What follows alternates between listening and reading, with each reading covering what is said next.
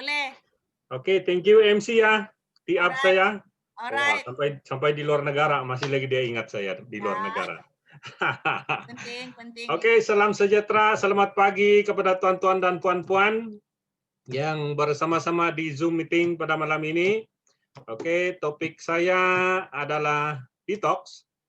Hari ini tiba giliran saya bergabung dengan tim Sabah, tim Keke. Oke, jadi Sabah dan Labuan bergabung pasti meletup. Oke, jadi topik saya adalah tentang detox, macam mana kita jaga kita punya usus lah. Oke, jadi saya anggap ini produk adalah penghulu segala produk. Oke, sebab kenapa?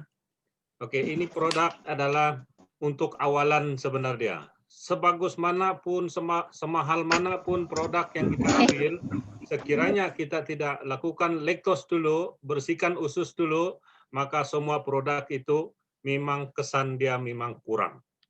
Jadi itulah saya anggap ini lektos adalah satu produk yang harus produk awalan untuk membersihkan usus kita, sebab kita percaya di dalam imarti kita bahwa usus adalah gudang penyakit. Begitu. Oke. Jadi sebenarnya itu selingan saja. Oke, jadi sebelum saya meneruskan topik saya ingin berterima kasih kepada Elken karena memberi peluang kepada saya menyampaikan topik ini.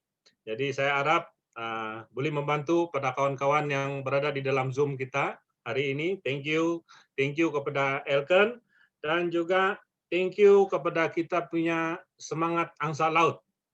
Bahwa kita hari ini bukannya dalam satu rangkaian, dalam satu upline, tetapi kita berlainan upline. Tetapi kita boleh belajar dalam satu bumbung. Satu bumbung lah di bumbung masing-masing. Oke, jadi thank you kepada kita punya semangat angsa laut. Oke, thank you juga kepada barisan upline saya, yaitu direct upline saya, CCML dan juga Po. Thank you. MCCM Merici yang berada di Kota Kinabalu, CCM Nani, dan juga MCCM Winichu. Semua yang jauh-jauh. Tapi syukur hari ini saya berdekatan dengan upline saya di Labuan. Oke. Dan juga tidak lupa thank you kepada kita punya Bapak Elken Sabah. Jika bukan beliau yang bawa ini Elken masuk Sabah, mungkin tiada Elken di Sabah. Oke, jadi thank you kepada kita punya 7 Star LSM, Master PCM, Master Seng Kok Ming dan juga istri beliau yaitu Yusoken. Thank you sebab thank you Master Seng sebab sentiasa membakar kami yang di Labuan.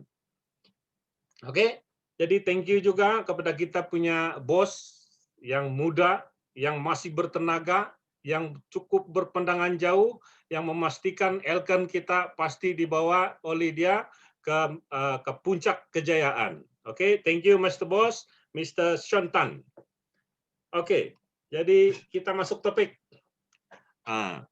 Oke, jadi pertanyaan di sini, adakah Anda prihatin terhadap kesehatan usus Anda? Oke, sebagaimana kita tahu, yang usus kita adalah kita tidak boleh nampak dengan kita punya mata, tetapi sebenarnya usus kita memang beginilah di dalam dia. Oke, kita cuma boleh merasa dia sakit, tetapi kita tidak boleh nampak. Jadi hari ini adakah kita prihatin terhadap kita punya usus? Oke, jadi sebenarnya usus kita memang beginilah. Ini adalah usus kita dan menurut pakar, kita punya usus adalah panjang, sangat panjang. Oke, 6 kali ketinggian kita. Jadi bayangkan hari ini kalau macam tuan-tuan dan puan-puan cuma berketinggian 5 kaki. Dikalikan dengan 6, jadi bermaksud ada 30 kaki. Jadi coba tuan-tuan dan puan-puan berdiri di atas bangunan tingkat 3 dan tengok di bawah, tinggi ke tidak itu bangunan. Itulah kepanjangan kita punya usus, yaitu 6 kali ketinggian kita. Oke, jadi usus normal sebenarnya begini. Oke, kita boleh nampak di sini macam salur darah dia memang jelas di sini. Ini adalah usus normal.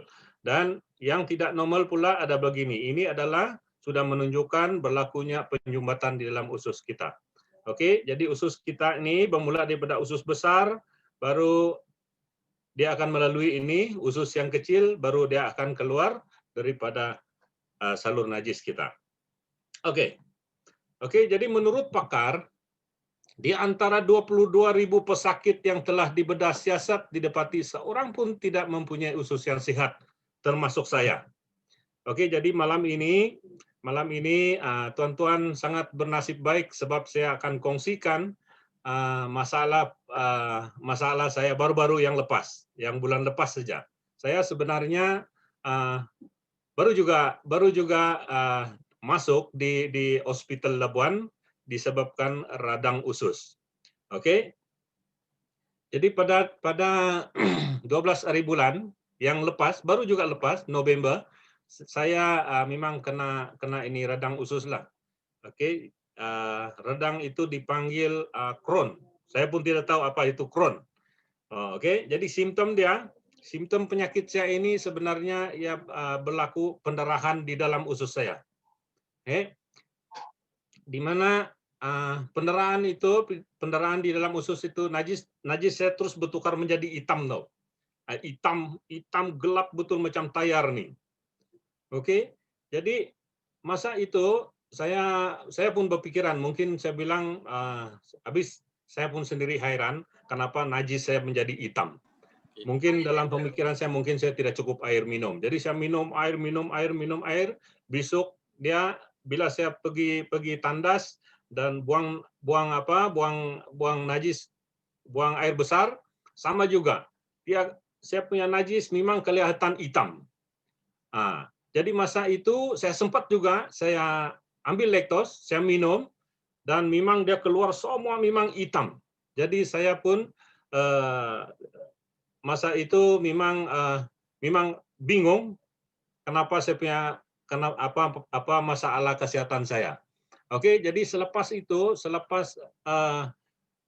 hari bulan November saya masuk ward kecemasan disebabkan memang tidak boleh tahan sudah. Memang saya rasa pening, memang mau pitam, dada memang sakit, rasa sakit.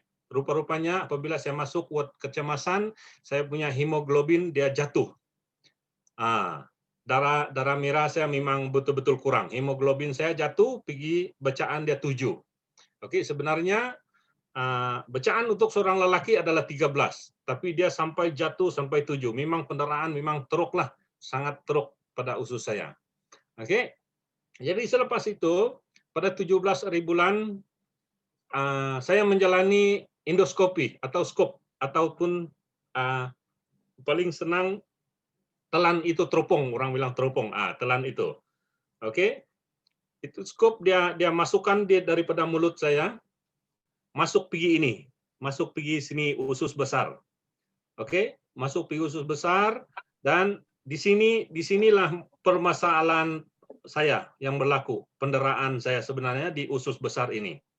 Oke, jadi apabila para dokter, para pakar sudah nampak saya punya pendarahan di usus ini, dia terus suntik obat untuk berhentikan itu darah. Sampai begitu sekali lah. Jadi pada 18 hari bulan saya kena suruh rehat dan karena tambah darah lagi. Masa saya sakit memang beginilah muka saya ini, yang mula-mula ini. Memang pucat betul-betul macam muka mayat sudah nih. Oke, selepas saya ditambah darah, baru boleh nampak cerah lah, nampak merah-merah muka saya. Dan pada 19 hari bulan, saya menjalani lagi sekali endoskopi. Itu skop lagi sekali untuk tindakan susulan untuk memastikan itu pendarahan. Jadi saya kongsikan di sini, sebenarnya masa dia buat suntikan ini untuk berhentikan tu darah, untuk di mana usus saya luka tuh, masa dia buat suntikan, saya rasa betul-betul saya macam mau mati sudah. Sebab betul-betul dia macam karena koyak-koyak sudah saya punya usus ini. Masa saya sampai begitu sekali lah saya rasakan pada masa itu. Jadi sempat juga saya interview itu dokter, saya tanya itu dokter, saya cakap, dokter, kenapa, apa masalah saya sebenarnya, apa masalah sampai usus saya berdarah. Jadi dokter kongsikan kepada saya, sebenarnya ini semua daripada faktor pemakanan. Dia bilang, Tuan selalu makan yang makanan yang keras-keras. Saya cakap, iya betul. Memang saya suka yang kalau makan macam daging kayak begitu tuh kan, memang saya suka yang ada bunyi lagi krup krup krup krup. Itu memang saya suka makan nah. Jadi sebenarnya itulah puncak-puncak dia daripada kita punya pemakanan. Oke. Jadi selepas saya mengetahui itu dan dokter pun menasihatkan saya, dia cakap tukar pemakanan sekarang ini karena makanan yang lembut-lembut sebab dipengaruhi oleh faktor umur juga, dan bila sudah kita berumur, kita punya usus ini dia akan jadi lemah. Itu yang para pakar yang kongsikan kepada saya lah.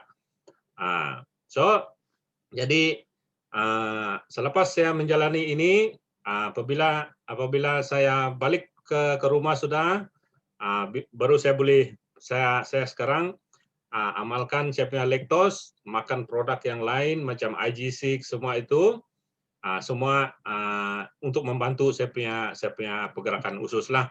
Jadi syukur juga saya berada di Elken, ada yang produk-produk yang boleh membantu saya. Oke. Jadi sebenarnya organ yang paling berpenyakit adalah macam memang di dalam kolon kita lah. Oke, antara penyakit kolon yang biasa, ini yang biasa punya, sembelit, ini biasa orang alami punya, sembelit, rangsa usus, perut kembung, kerekaan anal, cerit-berit, divertikulitis kolon, keradangan usus. Ini yang saya alami lah, keradangan usus. Ini penyakit Crohn ini, saya pun tidak tahu dari mana ini, apa penyakit ini Crohn ini. Ini koprostasis dan juga polip dan juga bawasir. Oke, jadi ini adalah penyakit yang biasa-biasa. Tetapi jikalau kita tidak mencegah lebih awal daripada penyakit-penyakit ini, maka dia akan lebih parah lagi, dia akan menjadi kanser kolon. Oke, jadi saya sangat bersyukur pada baru-baru ini, biarpun saya berada di saat-saat genting, orang bilang, saya bersyukur saya dapat mengetahui tentang saya punya usus sendiri. Oke, jadi Keratan Akbar mengatakan bukan saja orang tua macam saya yang mempunyai masalah kolon, tetapi pemuda pun menghadapi risiko penyakit kolon ataupun kolon cancer. Oke, jadi di sini dia katakan di sini kolon adalah puncak pelbagai penyakit. Oke, jadi kolon cancer mungkin menjadi pembunuh pertama. Ini bukan saya cakap, semua pakar yang cakap. Oke, dalam Keratan Akbar Cina pun dia katakan di sini sisa makanan akan menghasilkan 22 jenis bahan bertoksin dalam usus kita. Oke, lagi dalam news Cina, oke, kanser kolon adalah pembunuh kanser nomor 2 di Malaysia. Oke, jadi najis terlonggok adalah puncak pelbagai penyakit. Walaupun kita mempunyai pembuangan najis setiap hari, tetapi kajian perubatan di Jepun mendapati bahwa masih terdapat 6 ke 10 pound najis terlonggok di dalam kolon. Ini memang saya setuju. Oke, seperti hari ini kebiasaan dia manusia satu hari memang dia akan makan 5 kali. Oke, awal pagi dia kena isi dulu. Oke, sebelum dia pergi kerja atau sebelum dia buat apa kerja pun dia mesti mau isi dia punya biasalah tuh kalau sudah duduk kedai kopi karena isi mie goreng lah, mie kari lah, semua itulah. Oke, jadi jam 10 isi lagi, jam 12 itu jangan cakap lagi lah, memang masa-masa makan sudah tuh. Oke, jam 3 tea break lagi. Biasalah tuh, kalau macam tea break, kalau tidak berpuas hati dengan makanan yang dihidangkan, maka dia akan order lagi mie goreng, masuk lagi.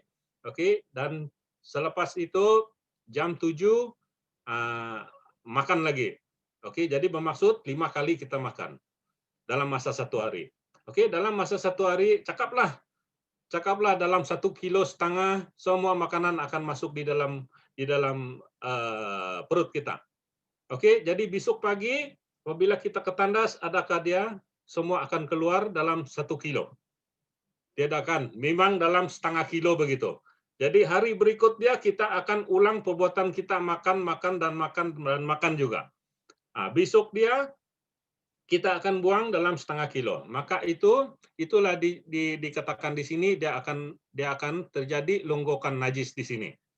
Nah, oke, selepas hari-hari kita makan dan yang tertinggal itu bila keluar kita pun tidak tahu. Oke, jadi apabila berlaku najis terlonggok maka dia akan melekat pada dinding usus dan akan berlakulah toksin, dan apabila berlaku banyak toksin maka dia diserap balik oleh badan kita dan mengalir pula kepada kita punya hati. Oke, jadi semua ini akan melemahkan keupayaan detoksifikasi kita lah, menurunkan metabolisme sel kita. Oke, jadi kajian dokter di Jepun mendapati apabila toksin daripada najis 3 hari disuntikan ke dalam tubuh tikus, itu dapat membunuh tikus tersebut dalam sekelip mata. Yalah, semua orang setuju sebab tikus kecil. Dia suntik saya itu toksin, memang dia mati terus. Tapi kita ini yang berbadan sasat, tegap, yang handsome, begitu, dia akan bunuh kita secara perlahan-lahan. Bermula daripada penyakit yang tidak serius kepada serius lah. Begitu. Oke, jadi senang saja mengenali kita punya simptom atau penyakit akibat usus yang bertoksin. Jadi kadang-kadang manusia itu dia cepat letih, perut berangin, mulut dia berbau, syok-syok kau bercerita 2 orang datang, satu kawan, satu kali dia buka mulut, nah bau dia pun macam bau longkang. Jadi adakah kita prihatin dengan si kawan yang satu itu yang mulut berbau itu? Oke, macam badan berbau, satu batu lagi kau sudah cium itu bau, kau sudah kenal siapa yang datang. Oke. Jadi kemurungan, sakit tulang belakang, daya ingatan lemah, berat badan berlebihan, masalah kulit, sembelit, tekanan darah tinggi, penyakit jantung, kanser kolon, penyakit hati, ginjal, kancing manis, semua ini adalah simptom-simptom akibat usus yang bertoksin. Oke, jadi pakar yang tanya, mau panjang umur kah? Memang kita semua mau panjang umur. Jadi menurut pakar di sini, ini adalah pemenang anugerah Nobel, ini Eli, abang ipar saya, mendapati penuaan adalah berpunca dari rembasan toksin, oleh bakteria merbaya dalam usus. Jadi golongan yang mempunyai jangka hayat yang panjang, dia mempunyai banyak bakteria bagus. Itu orang yang golongan yang mempunyai umur panjang. Jadi seorang lagi pakar, Carlson, dia bilang mau kelihatan muda, senang saja dia bilang. Karena buat ini inner cleansing, bukan inner cap, inner cleansing. Maksud dia bersihkan dalaman lah. Jadi proses penuaan akan bertambah teruk sekiranya terdapat banyak toksin di dalam sistem penghadaman kita. Untuk mengurangkan risiko kesehatan, cara yang paling berkesan adalah dengan membersihkan usus kita supaya sistem penghadaman kita dapat berfungsi dengan cekap dan seterusnya, kejelitaan, ketampanan, kehandsoman dijamin. Jadi karena rajinlah kalau mau muda, macam saya lah, mau muda macam saya karena buat inner cleansing. Oke, jadi kunci utama di sini adalah kunci utama di sini adalah membersihkan kolon secara menyeluruh. Jadi hari ini saya memperkenalkan lactose S. Jadi apa ini lactose S? Lactose S dia mempunyai formulasi yang terbaik. Dia ada 3 gabungan di sini. Dextrin, probiotik, dan juga laktosa. Jadi ada 3 keunikan produk di sini. Oke, ada tiga. Oke, ada tiga keunikan ini produk Lactose S. Dia yang pertama, dia membersih usus secara menyeluruh, menyediakan persekitaran usus yang seimbang, merangsang pergerakan usus kita. Oke, jadi fungsi dextrin ini dia adalah membersih usus secara menyeluruh. Dextrin ini merupakan serat larut air yang membantu membersihkan lapisan dalaman kolon. Oke, pernah kita nampak itu span kan? Apabila kita letakkan itu span kering di tempat yang basah, maka dia akan sedut itu air melalui ini span. Oke, sebenarnya tuan-tuan dan puan-puan, saya kongsikan ini adalah lapisan dalaman kolon kita. Oke, usus kita sebenarnya dia tidak bergerak. Cuma yang bergerak ini lapisan dalaman kolon. Ini lapisan dalaman kolon ini umpama berus gigi dia ada itu rerambut kah? Kita panggil dia rerambut lah, senang paham. Oke, jadi sebenarnya ini yang akan bergerak. Jadi ini yang bergerak, ini yang akan membantu pergerakan usus kita sebenarnya. Jadi ini yang kita lapisan dalam inilah yang harus kita jaga sebenarnya. Macam mana ini boleh bergerak? Dia ada berhubung kait dengan kita punya aliran darah. Dan apabila ada penyumbatan aliran darah di sini, maka di sini ini rambut ini akan berhenti. Dan apabila dia berhenti, maka tiadalah susahlah untuk kita punya pembuangan air besar. Oke? Jadi najis degil ini dia akan masuk di dalam ini, celah-celah ini rambut ini. Dan apabila dia masuk di dalam sini, maka berlakulah penyumbatan najis telonggok ataupun lemak di sini. Dan apabila berlaku penyumbatan di sini, maka inilah yang menjadi permasalahan di dalam kolon kita. Masalah untuk kita buang air besar. Jadi kita mesti mau karena jaga ini lapisan kolon kita.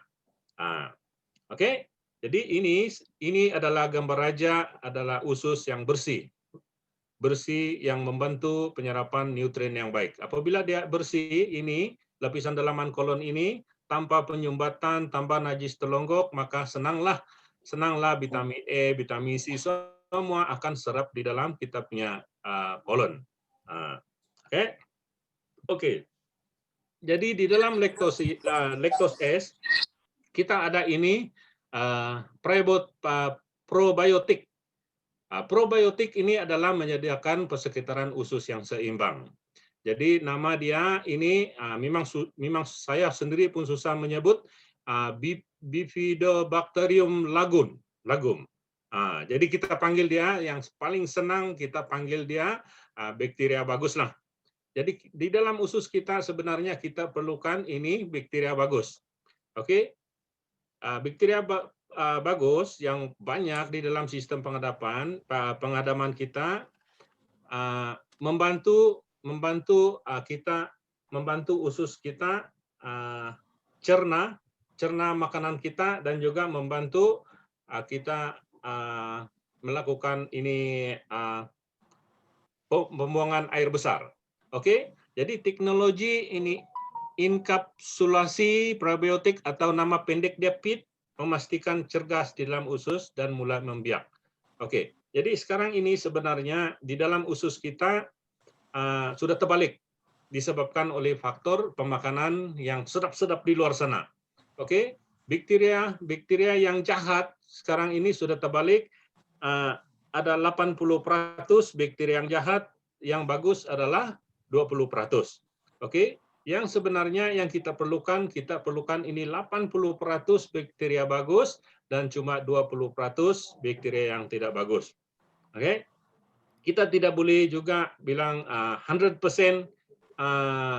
bakteria bagus. Jika berlakunya 100% bakteria bagus, maka apa yang kita makan hari ini, kita makan sekeping daging hari ini, maka besok pun keluar satu keping daging. Oke, jadi kita perlukan ini 20% bakteria tidak bagus untuk untuk bakteria bagus makan apa yang kita makan macam benda-benda keras begitu supaya senang dicerna lah. Oke. Jadi ini bakteria bagus. Bakteria bagus di dalam lactose S dapat menyediakan persekitaran untuk pertumbuhan bakteria baik dan juga mencegah pertumbuhan bakteria yang buruk.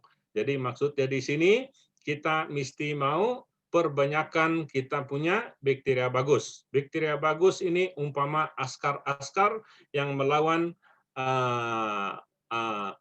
bakteria yang jahat. Supaya apabila kita memiliki banyak bakteria bagus, maka senanglah usus kita buat pencernaan, buat pembuangan begitu. Oke. Jadi ini kita sama-sama tengok di sini dia punya survival rate yang tentang kita punya probiotik. Oke. Dalam masa 30 menit saja, selepas kita ambil ini lactose, dalam masa 30 menit, dia masih bertahan 100%. Sebab bakteria bagus ini dalam lactose S adalah rentan asid yang boleh diangkut ke usus besar. Oke, maksudnya di sini apabila kita minum ini lactose S, dia dalam masa 30 menit dia akan terus masuk ke dalam kita punya usus besar. Oke, dalam masa 1 jam dia pun masih bertahan, dalam 80% dia masih bertahan, dia tidak akan rusak. Oke, dalam 2 jam pun dia masih lagi bekerja. Oke, ini kita punya probiotik. Dan dalam masa 3 jam kita pun masih juga dalam 70% ini kita punya bakteria bagus, dia tidak akan rusak. Sebab itu jika kita ambil ini lactose S, dia boleh bertahan sampai 4 jam, 5 jam begitu. Kalau macam saya minum ini lactose S sampai ke petang.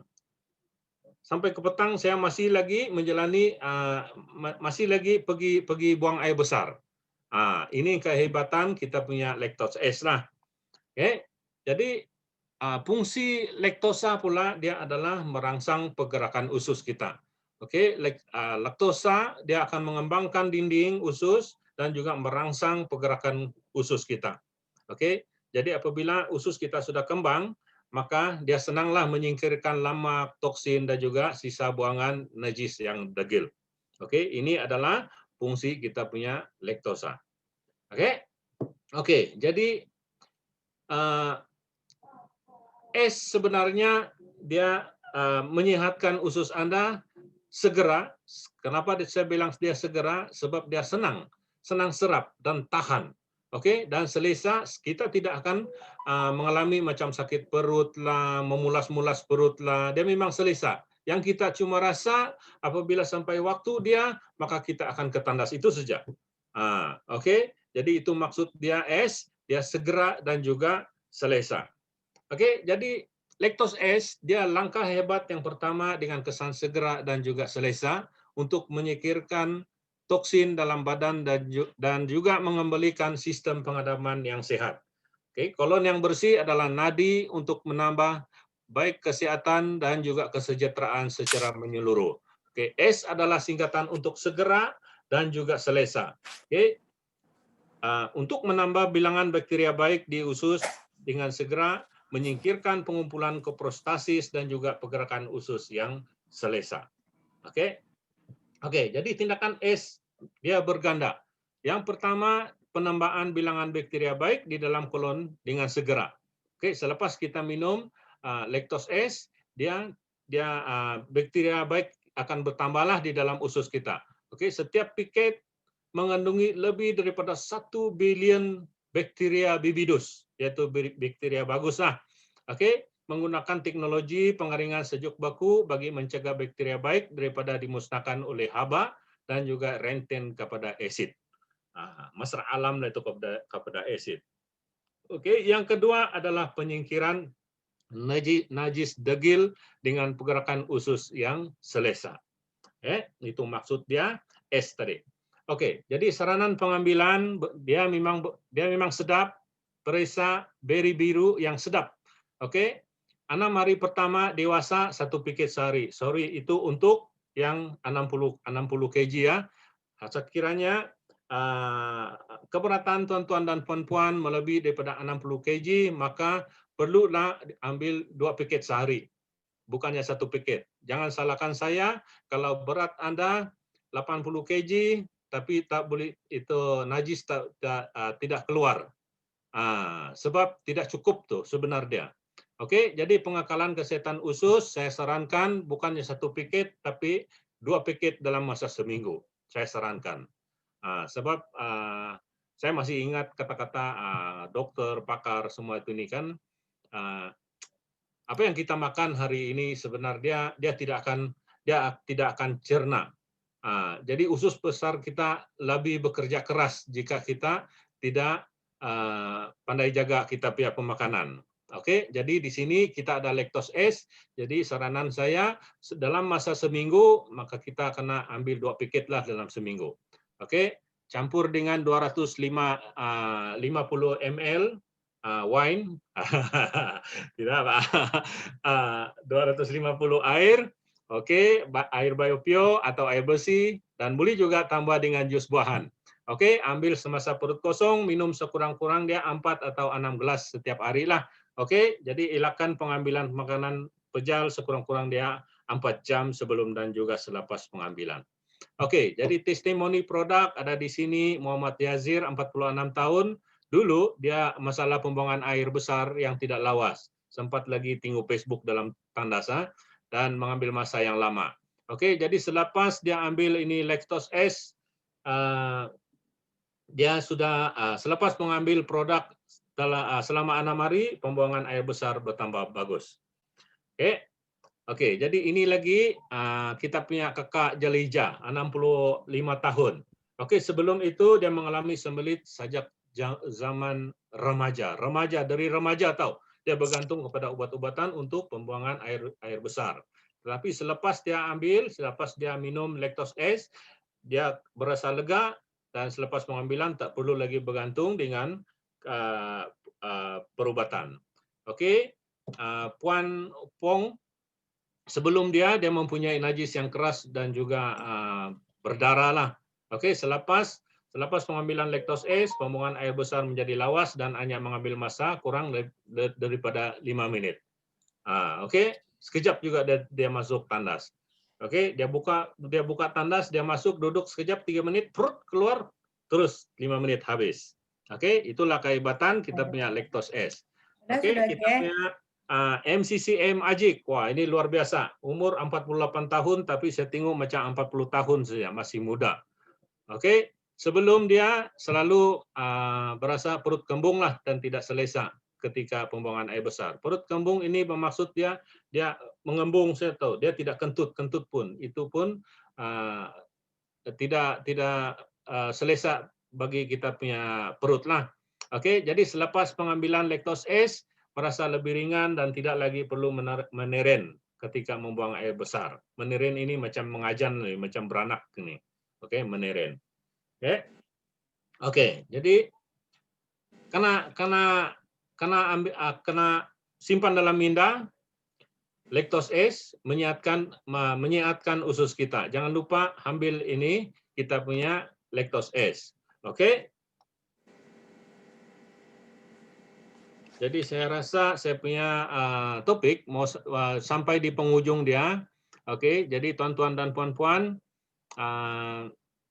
saya rasa saya punya topik sampai di sini saja. Semoga apa yang saya kongsikan pada hari ini dapat membantu tuan-tuan dan puan-puan dan kita dapat membantu ramai orang-orang di luar sana yang kita kongsikan bahwa lactose S boleh membantu menyehatkan usus kita. Oke, jadi itu saja daripada saya. Terima kasih dan balik kepada MC. Thank you. Luar biasa, beri tepuk yang gemuruh kepada penceramah kita yang sangat-sangat luar biasa, DCM Jipanis, dengan penyampaian